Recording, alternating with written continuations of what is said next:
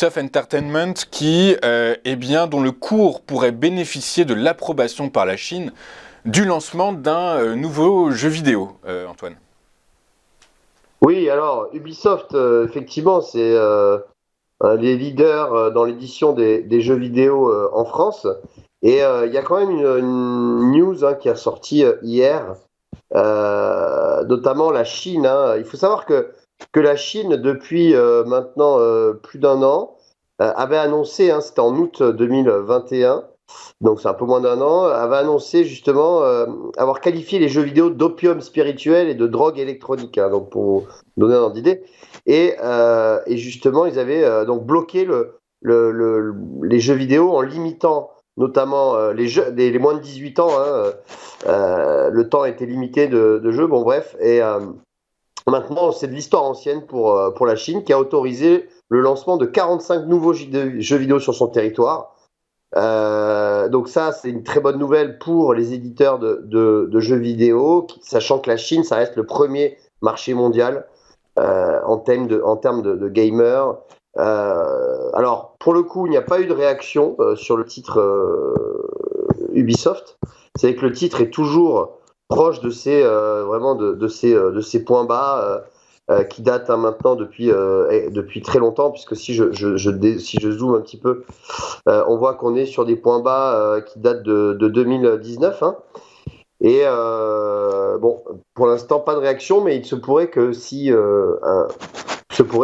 y ait quand même un effet bénéfique à cette annonce dans les prochains jours. Dans les prochains jours, Antoine, on regarde, en regardant votre graphique qui est tiré de la plateforme eToro, une plateforme très fonctionnelle, on remarque quand même une tendance baissière à moyen long terme, non?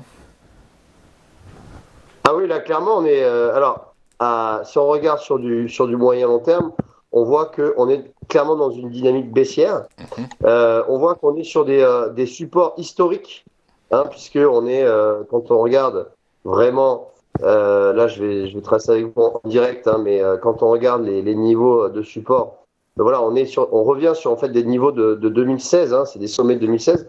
Donc on voit qu'on est quand même maintenant, peut-être dans des points bas, sachant qu'Ubisoft a un énorme potentiel. Faut quand même se rappeler que c'était quand même une boîte qui avait le vent en poupe, qui est montée en 2017 de 30 euros à plus de 110 euros.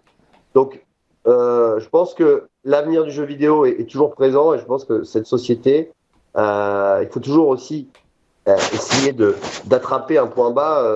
Voilà, je pense qu'on est quand même pas loin des points bas sur Ubisoft.